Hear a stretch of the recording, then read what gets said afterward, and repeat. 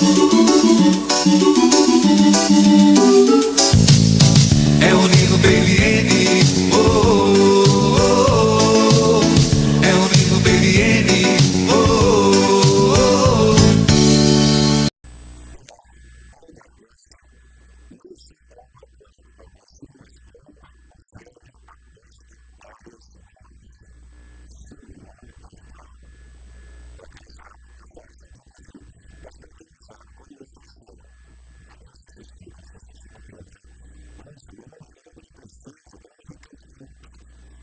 As pessoas falam, mas eu raramente assino o nome inteiro, porque é muito grande, né?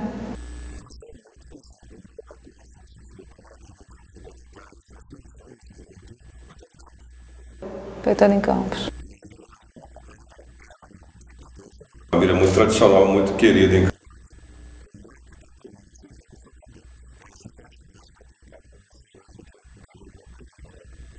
Então, Itaperuna surgiu, meu marido é de Itaperuna, mas quando a gente se conheceu, ele já não morava aqui, a família dele já tinha toda saído de Itaperuna, estavam em Niterói, ele fazia rural, e Itaperuna realmente não fazia parte dos meus planos em nenhum momento.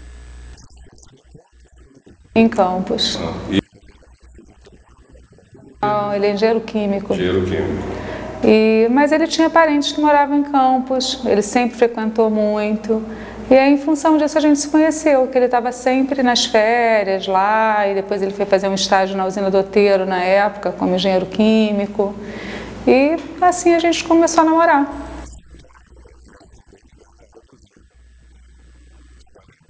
Meu pai, o primeiro trabalho dele no Brasil em usinas foi na usina Santo Amaro, que é a usina Baixa Grande, que já foi com um grupo que ele veio, né, para o Brasil, já para esse trabalho na usina, comprando essa usina. Eu nunca fui a Cuba, eu nasci no Brasil. Aqui, mas já foi. Nunca fui a Cuba. Já me planejei, já me desplanejei, nunca fui, mas vou.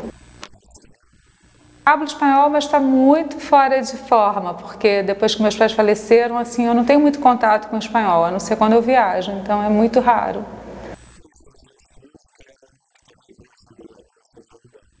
E por isso que a gente acabou parando aqui. Marquinhos Gomes. Porque ele sempre teve, a família dele tinha essa propriedade rural lá. E ele se envolveu com o processo de emancipação lá, ainda era distrito de Cambuci. E aí, quando a emancipação saiu, como ele tinha tido uma participação muito ativa nesse processo, ele se candidatou a vereador. E nessa época a gente morava em Niterói e até por isso ele participou tão ativamente, porque lá ele desembaraçava muitos processos que eram necessários na Câmara, ele que fazia toda essa movimentação. E quando saiu a emancipação, ele resolveu vir.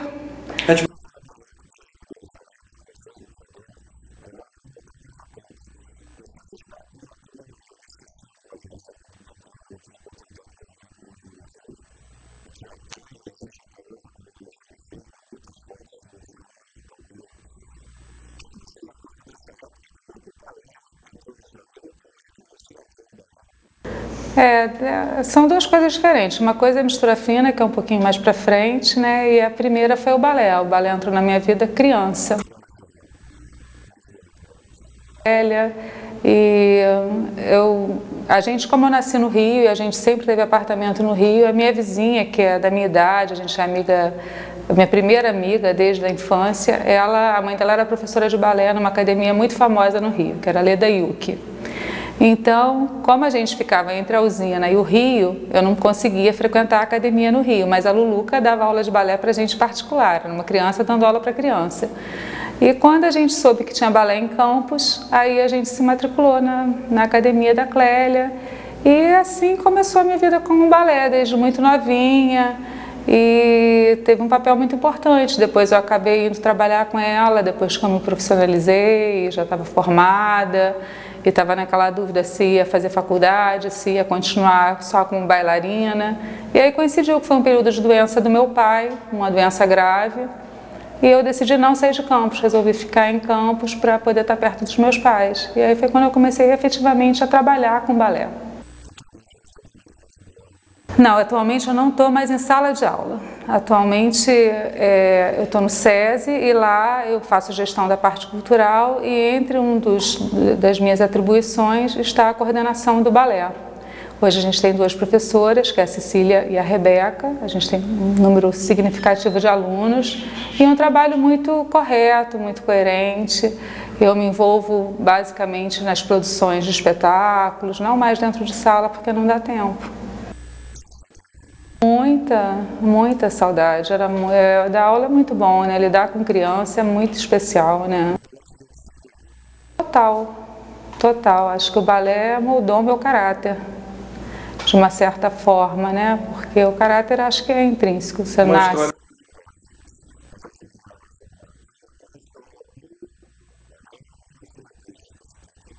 De balé?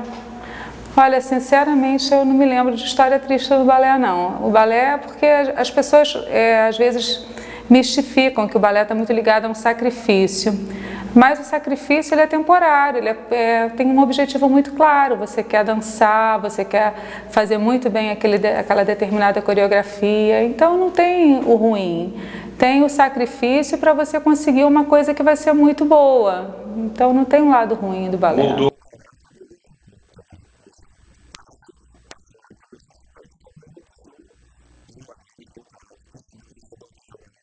Eu acho que eu devo ao balé, mas assim, a falta do balé também tem o seu preço, né? E ter parado de dançar junto com a idade, com tudo mais, é óbvio que você não continua a mesma, né? Mas eu acho que você acaba guardando uma memória muscular, alguma coisa que te favorece.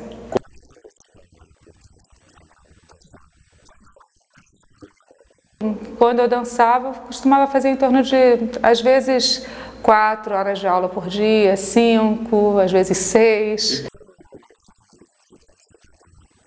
Porque eu tinha que estudar, né? Mas a gente tinha uma aula todos os dias de 2 horas. Essa era o mínimo que a gente fazia. Mas, consequentemente, a gente acabava fazendo mais uma hora de aula de jazz, mais uma hora de aula de sapateado, algum ensaio extra. Então, a coisa sempre acabava se somando. O dia que não dava, aí pelo menos 2 horas de aula a gente tinha que fazer. Eu fiz administração de empresa, que eu concluí, finalmente, foi administração de empresa. Comecei história, não acabei, comecei direito, não acabei, e aí acabei fazendo administração de empresa até em função do que eu faço hoje. Que é gestora? Que é a gestão da parte cultural, que você tem muita necessidade das ferramentas administrativas, né? É muito importante. A que eu tô já são 12 anos, vamos fazer 13.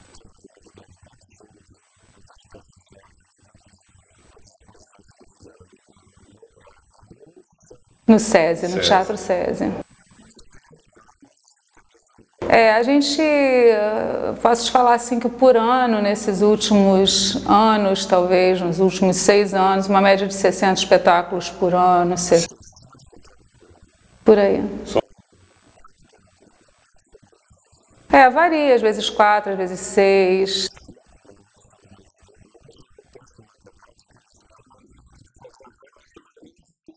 Se você considerar 10 meses ativos, seriam 50, né? 5 vezes 10, 50.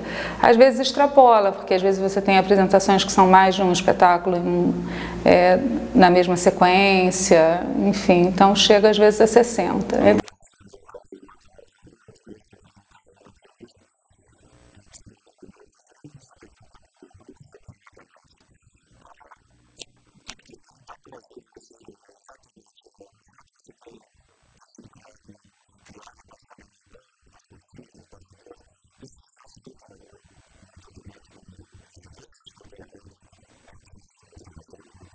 Realmente eu acho que é essencial, assim, você ter uma experiência artística anterior para você trabalhar na área artística, porque as pessoas que você vai lidar com pessoas de todos os estilos, de todos os jeitos, mas de uma maneira em geral o que move esse trabalho é sempre a questão da arte, né?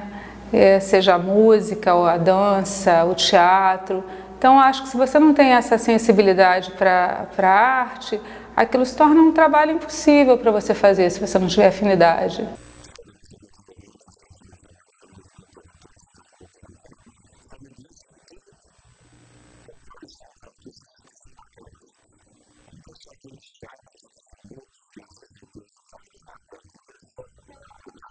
não, porque eu vi ontem no Jô Soares, que foi o Marcos Caruso, que teve aqui com a gente. Foi assim, ele realmente, aquilo tudo que ele mostra, por exemplo, no programa do Jô, uma pessoa inteligente, simpática, afável, extremamente interessada no lugar onde ele está. Então, ele sabia coisas de Itaperuna, porque ele tinha pesquisado antes de vir para a cidade, qual era a economia, quantos habitantes, e ele quer saber como que é, se a cidade mudou, não mudou, e uma pessoa muito, muito calorosa e muito talentosa. Então, eu posso te dizer que foi uma pessoa, assim, um presente fazer uma produção dele. Dos cantores e cantoras são muito... Eu acho assim, tem um estigma que artista é enjoado, mas eu acho que é 5% que detona a classe. 95% são pessoas comuns, pessoas simples, sem frescura, tudo tá bom, são extremamente carinhosos no sentido de agradecer pela produção, pela atenção, mas posso lembrar de algum aqui, assim, de cara... A Danilo Caymmi foi uma pessoa muito baiana, né? Muito baiana, muito bacana. O próprio o Luiz Melodia foi fantástico. Eu acho que Maria Gadu já é de uma geração diferente, muito blindada, porque está num momento de muito sucesso. Então ela é completamente blindada pela produção dela. E aí é uma postura do artista e a gente tem que respeitar.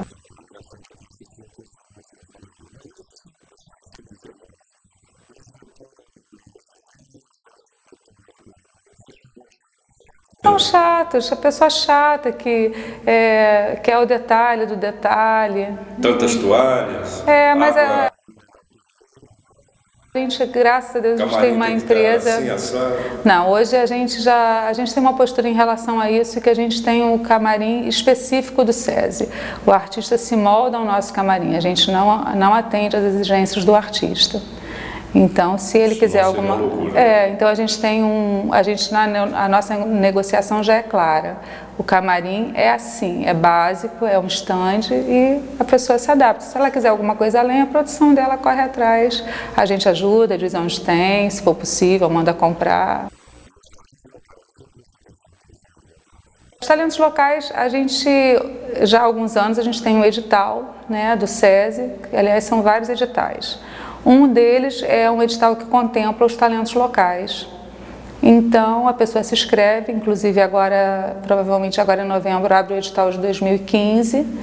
E é muito interessante porque ele tem uma oportunidade de ter um orçamento, né, para que ele possa fazer uma produção bastante interessante. Um exemplo disso foi agora, no sábado passado, a última banda que a gente recebeu local, que se chama Banda Horas Vargas. E quando a gente diz local, a gente está se referindo a toda a região noroeste, né, que é a nossa abrangência de atuação do SESI Senai aqui. E é uma banda de Bom Jesus. E eles fizeram um showzaço com um teatro lotado, ingressos esgotados. E tiveram assim a oportunidade de registrar esse show para que eles também possam ter um registro muito bacana do que eles fazem para futuros trabalhos. Então eu acho que está sendo muito bem aproveitado. E a gente espera que esse ano a gente receba projetos muito bacanas, mas provavelmente os projetos desse ano todos serão para girar o estado, eles não vão ficar só em Itaperuna, eles se inscrevem por Itaperuna, mas eles farão 6 espetáculos no mínimo.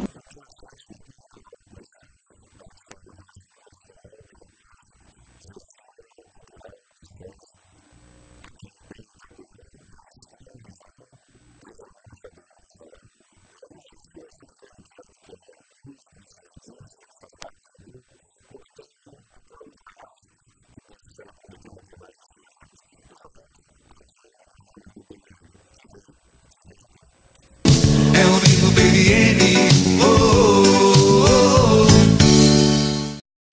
É o Nino Baby N, oh, oh, oh.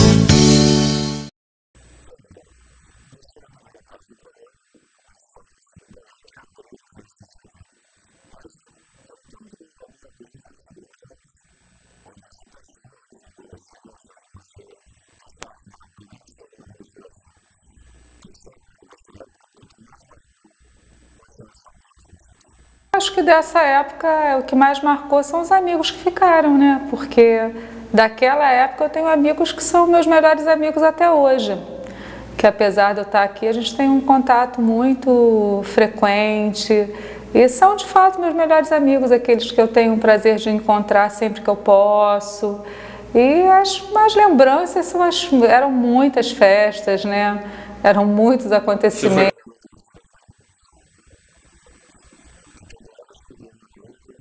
Não, acho que a gente participava de algumas premiações, tinha aqueles jogos, era muita coisa, né? Fotos. Muito. Mas já usava óculos naquela época. Usava óculos. Não, não fez. Não, Ele é autodidata. Né? É difícil. Prefiro com.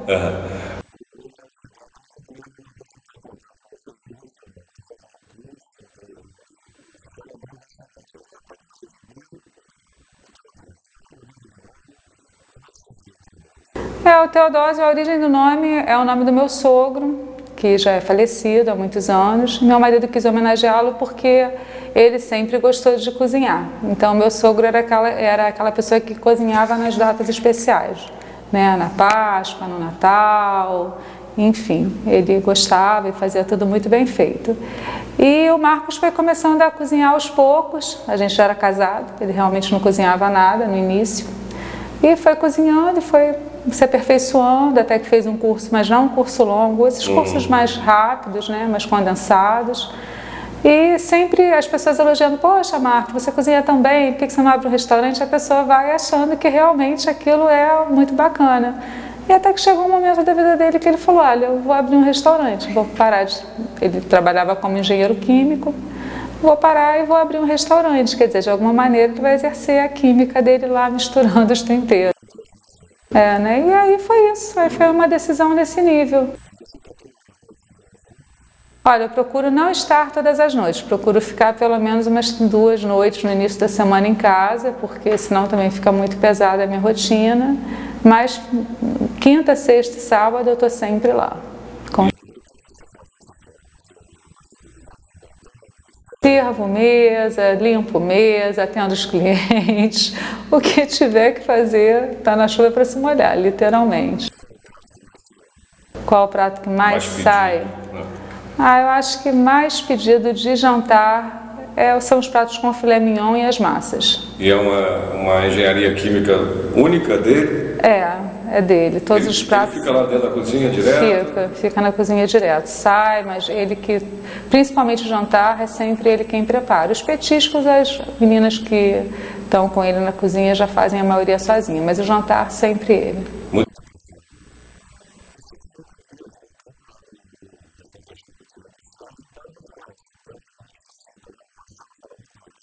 Na verdade não é uma noite, é uma tarde. É uma tarde. A gente não tem assim uma regra muito firme, não. Então, nesse período de inverno, a gente dá uma parada, e agora que está se aproximando mais do final do ano, a gente começa a fazer com mais intensidade. Então, a gente faz agora dia 9, que é sempre no domingo. E aí, provavelmente, daí a 20 dias, mais ou menos assim, até terminar o ano. Depois a gente para, que em janeiro a gente fecha, a gente dá férias coletivas, desde que a gente abriu, isso foi uma decisão, né, de janeiro ser um mês de férias para todo mundo, até porque a cidade fica muito vazia. E aí em fevereiro a gente retorna, ainda faz alguns sambas até maio, depois dá uma parada, que senão também as pessoas cansam, né? Esse é o samba do Theo. Do Theo.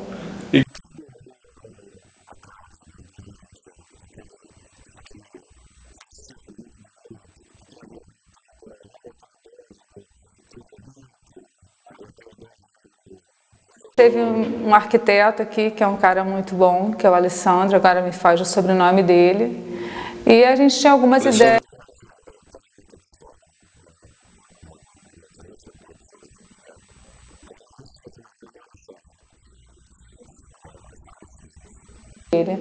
Então esse projeto é dele, E a gente já tinha muitas ideias quando a gente procurou pelo Alessandro, como que a gente gostaria, e ele captou e foi muito feliz no projeto dele. 5 anos agora em janeiro. Eu acho que ainda não. Acho que ainda não. Acho que hoje a gente tem um número bom de restaurantes na cidade, né? Acho que, não sei, pode ser uma avaliação um pouco pessimista da minha parte, mas eu acho que ainda não.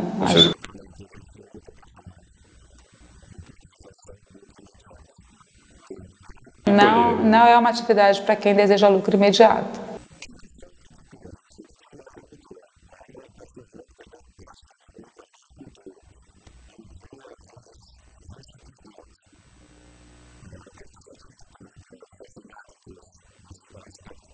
Acho que no aspecto cultural falta interesse das pessoas, assim, de buscarem, porque tem sempre uma postura de falar, eu não fico sabendo de nada. Então eu acho que falta um pouco das pessoas terem essa proatividade. Poxa, o que tem esse final de semana no teatro? Hoje a gente tem informação... Não fico sabendo. É isso que eu estou te falando, eu acho que falta vontade das pessoas de buscarem, né? Se eu gosto de atividades culturais, eu vou buscar quais são os lugares que me oferecem alguma coisa cultural para que eu possa participar. E de repente o que a gente escuta, eu não fico sabendo de nada, então qual é a forma da gente chegar nas pessoas? Se hoje está tudo tão fácil, você entra no Facebook, você tem informação de tudo que está se passando, você busca o site da empresa, você sabe o que a empresa está fazendo. Então, acho que falta interesse.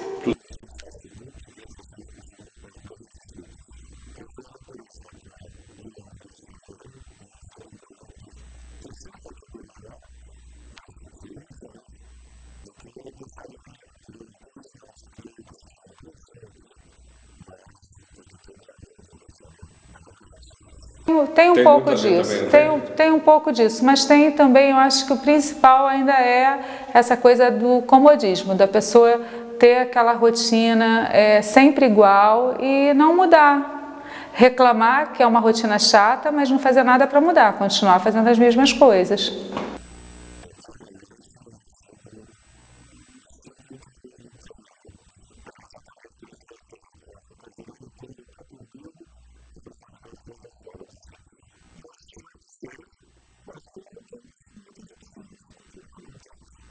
Não, eu acho que a cidade hoje realmente não tem muitas opções culturais.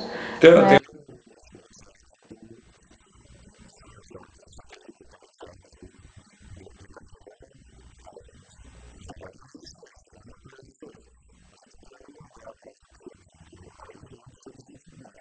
Realmente, assim, espaços culturais a gente não vai ter, né? Tirando esses 2 espaços que a gente está falando. E as outras atividades culturais que porventura acontecem, eu acho que são algumas casas noturnas e restaurantes que fazem show ao vivo, né? Ocasionais, shows que acontecem nos clubes e tudo mais, mas realmente falta espaço.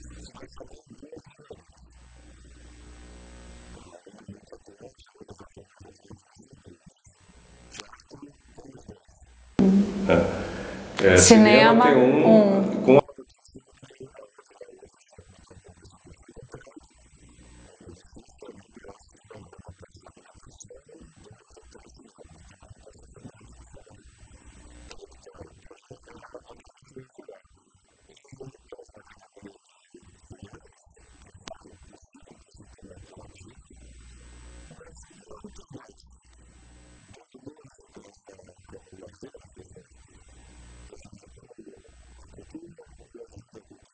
Eu acho que tudo tem os 2 lados. Ela ajuda muito, né? Por exemplo, quando a gente precisa divulgar um evento, ela tem o seu papel, né? Principalmente se a gente foca nas pessoas que a gente já sabe que tem afinidade, não adianta ser uma coisa aleatória. Mas, por outro lado, eu acho que as pessoas também se acomodam, né? Quando percebem, a hora já passou e elas continuam ali navegando, pode acontecer.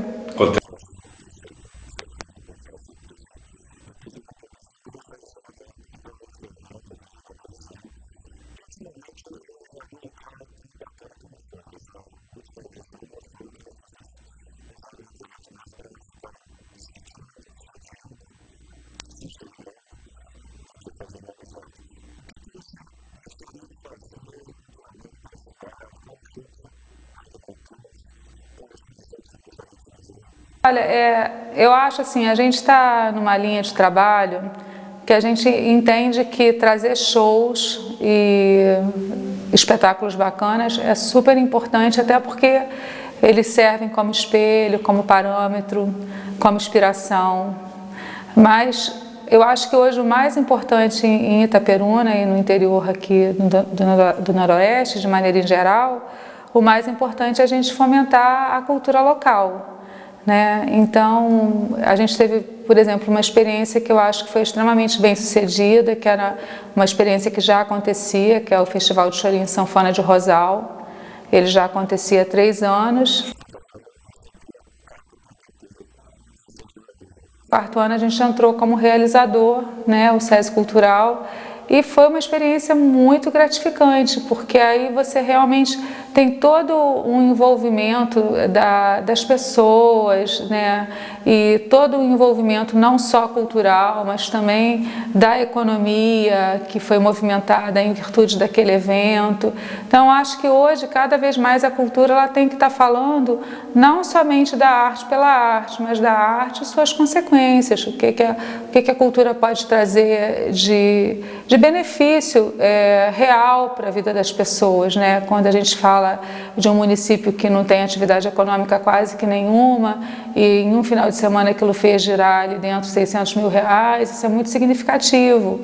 Ou quando a gente faz um projeto social também que ele tenha um alcance para um determinado número de pessoas, que aquilo vai ser um benefício muito importante na vida dele, né? Então eu acho que a gente tem que procurar caminhar e estamos caminhando nesses 2 sentidos, tanto na cultura, no que diz respeito a uma pauta teatral vigorosa e constante, mas também no que diz respeito a ações de cunho não somente culturais, mas com outras abrangências e no que diz respeito a essa nova também esse novo conceito de cidades criativas ou de lugares criativos, e eu acho que aqui, especialmente em Itaperuna, isso se perdeu um pouco, né? Então a gente tem uma coisa muito forte na nossa região, que é a cultura popular, que são as folias de reis, especialmente em Itaperuna, e é um trabalho também que a gente fez esse ano em parceria com a UFRJ, trazendo antropólogos e discutindo esse assunto e levando ao conhecimento de jovens que não conhecem absolutamente nada de folia de reis. E a gente espera ainda finalizar o ano com uma ação voltada para a folia de reis após o Natal. Não, o Festival Sabores do Noroeste, ele é uma iniciativa do Sebrae, né? E